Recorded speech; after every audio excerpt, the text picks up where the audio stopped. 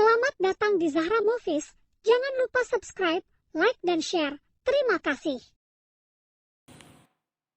Haris sedang siap-siap. Pria itu sedang mengepang rambut panjang Ayla. Ia akan keluar bersama Ayla, putri kecilnya yang kini sudah masuk TK. Hari ini ia sudah janji mengajak main Ayla dan jalan-jalan ke sebuah mall tanpa Clara. Entah istrinya itu pergi kemana. Memang Ayla jarang sekali menghabiskan waktu bersama maminya. "Papi, kuncirnya miring sebelah," celoteh Ayla. Haris hanya tersenyum kecut. Ia memang tidak pandai mengunci rambut anak gadisnya itu. Selalu salah saja. Iya. Nah, baru pas, Papi.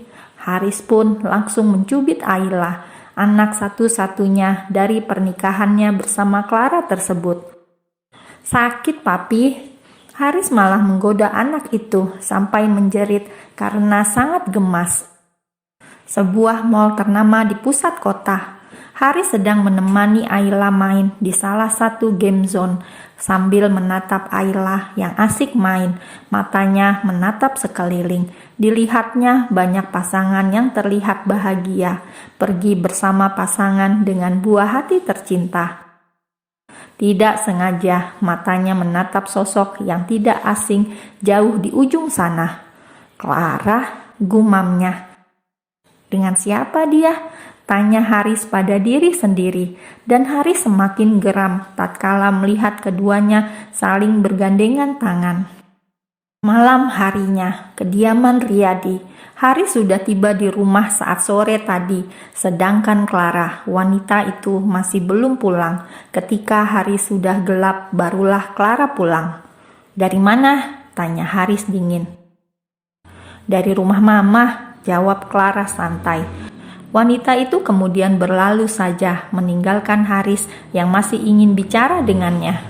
Begitulah rumah tangga keduanya. Sejak 9 bulan plus masa nifas tidak disentuh sama sekali. Hati Clara merasa terluka.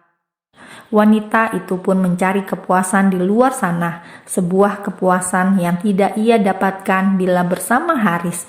Ya, Clara merasa Haris tidak sekalipun mencintai dirinya. Hanya Ayla. Jika bukan karena Ayla, mungkin pernikahan mereka tidak akan bertahan sampai sekarang. Beberapa saat kemudian, setelah Clara sudah mandi dan ganti pakaian, wanita itu sangat santai, tidur tanpa berbicara apapun padanya, tidak bertanya bagaimana Ayla hari ini ketika ia tidak di rumah padahal weekend. "Clara," panggil Haris ingin membahas Clara yang terciduk affair. "Aku capek, kita bicara besok aja." Haris menahan nafas kesal. Kalau tidak ingat Ayla, sudah ia tinggal pergi wanita seperti Clara. Hidupnya sudah sangat jauh menyimpang di luar jalur, dan Haris adalah suaminya. Jika ia tidak menegur istrinya itu, sudah pasti berdosalah dirinya. "Aku ingin bicara." "Aku capek, Mas." Clara malah menarik selimut. "Baiklah, tapi dengar kata-kataku. Dengan siapa kau pergi hari ini?" "Sama Mama," jawab Clara bohong. Haris memejamkan mata, menahan marah. Pria itu kemudian keluar kamar, memilih tidur bersama Ayla di kamar sebelah. Tengah malam, Haris tidak bisa tidur, apalagi kejadian tadi siang cukup membuatnya muak. Akhirnya ia menatap ponselnya. Ia tatap nomor Asya cukup lama, mungkin karena rindu, karena setelah 5 tahun ini mereka tidak bertegur sapa sama sekali, baik Asya maupun Bima Sena. Mereka keluarga tapi seperti orang asing. Tidak tahu harus bagaimana, tiba-tiba saja tangannya memencet sebuah lagu dan langsung mengirimkan ke nomor Asya, sebuah lagu asmara dengan judul "Kau Masih Kekasihku." "Jauh di lubuk hatiku masih terukir namamu, jauh di dasar jiwaku engkau masih kekasihku." Ya, Ya, sampai saat ini hati Haris hanya dipenuhi oleh Asya. Entah kenapa, Clara tidak pernah bisa menggeser posisi tersebut, meski sudah 5 tahun mereka hidup bersama. Kediaman Bimasena. Asya yang tertidur seorang diri karena Zidan sudah diantar pulang. Ia pun terbangun tengah malam. Di rumah hanya ada dirinya karena Bimasena juga sudah bertugas kembali. Siapa malam-malam kirim pesan? Gumam Asya sambil menggosok mata. Ia terbelalak ketika dapat kiriman lagu dari Haris. Astagfirullahalazim, pekik Asya. Asya langsung gelisah. Masalahnya, ponsel Asya tersambung pada ponsel suaminya. Apapun yang terkirim pada nomor Asya, otomatis akan kekirim juga pada nomor Bimasena. Semalaman Asya tidak bisa tidur lagi, bukan karena memikirkan cintanya yang lama kandas, tapi memikirkan perasaan dan respon Bimasena jika membaca pesan terlarang Haris tersebut. Ya Allah, Mas Haris, seharian ini mondar-mandir, apalagi suaminya belum pulang, dan benar saja apa yang ia khawatirkan akhirnya terjadi. Besok harinya, setelah pesan itu terbaca oleh Bimasena, Haris langsung habis. Pria itu babak belur di tangan sang kakak karena sudah berani mengirim pesan yang bukan-bukan. Haris tidak bisa membela diri karena baginya Asya juga masih menetap di hati. Haris diam saja ketika pria itu menghajar tubuhnya. Biar dia juga sadar bahwa mengharap istri orang itu jelas salah, meski dulu mereka pernah ada rasa.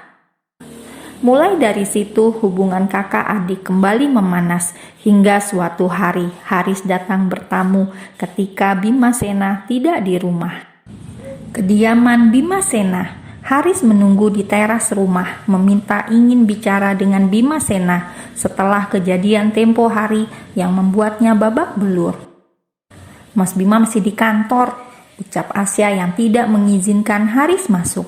Baiklah, akan aku tunggu. Asya gelisah, apalagi suaminya juga tak kunjung pulang. Suaminya itu paling cemburu dengan Haris selama ini. Ya, mungkin karena riwayat mereka yang dulu sepasang kekasih.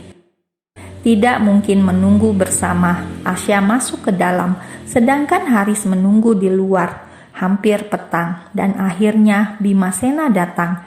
Begitu datang, tangannya sudah mengepal.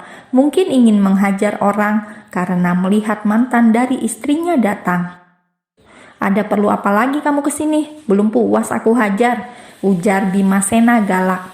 Dengarkan Haris dulu, Mas. Oke, selama ini Haris salah karena masih berharap pada Asya. Tapi tolong dengarkan dulu, ini tentang Zidan. Mulanya Bimasena memasang muka sadis. Karena ini mengenai Zidan, ia pun melunak dan mengizinkan Haris masuk rumahnya. Ruang tamu. Tadi Haris pulang lebih awal karena ada acara, tidak sengaja mendengar pembicaraan Rara dan Clara. Haris cerita, Rara datang ke rumah Pak Riyadi yang juga kini ia tinggal di sana. Mungkin Zidan mau main ke rumah neneknya. Lalu apa hubungannya dengan Zidan? Kenapa Zidan? Tanya Asya tidak sabaran. Ia khawatir Zidan kenapa-napa. Kok Rara sudah bisa keluar rumah juga? Haris menghela nafas panjang. Mereka sepertinya gak sadar kalau aku di rumah. Aku mendengar Clara bicara pada Rara. Bicara apa? Katakan dengan jelas, ketus Bimasena yang tidak mau berbelit-belit. Rara pura-pura depresi. Jelek mata Asya langsung perih. Seketika ia ingat putra semata wayangnya. Hati siapa yang tidak terpukul jika diperlakukan dan dipermainkan seperti itu. Asya sangat marah, terluka, dan kecewa. Dia tidak menyangka bahwa Rara sangat tega padanya setelah pengorbanan yang sudah bertahun-tahun ia lakukan. Tapi semua itu tidak ada artinya. Sedangkan Bimasena, pria itu menyalak marah. Matanya sudah memerah, tangannya pun sudah mengepal. Sungguh Bima ingin menghajar orang saat itu juga. Sesaat kemudian, masih dengan hati yang meletup-letup, masih dengan jantung yang berdegup kencang, mereka bertiga duduk dengan perasaan campur aduk. Mas Bima, biarkan Haris cerita pada Asya, mengapa Rara bisa seperti ini.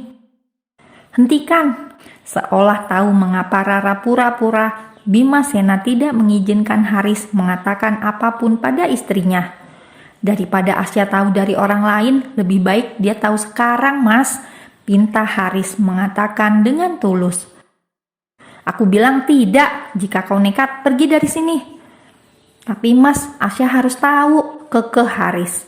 Sedangkan Asya seperti orang tidak tahu apa-apa, ia menatap Haris dan suaminya secara bergantian. Kalian bicara apa? Katakan, Asya tidak mau seperti orang bodoh lagi yang selalu kalian bodohi. Gertak Asya yang ingin tahu rahasia apa lagi di keluarga mereka. Wajah Bima Sena sudah pucat pasi. Kalau kau macam-macam, kalau sampai keluargaku hancur, awas kau, ancam Bima Sena dengan marah. Pria yang hanya mengisap rokok bila stres dan banyak pikiran itu pun akhirnya masuk ke dalam. Ia masuk ke belakang, berdiri di samping gazebo belakang rumah. Bima Sena benar-benar sedang gelisah, takut Asya akan meninggalkan dirinya.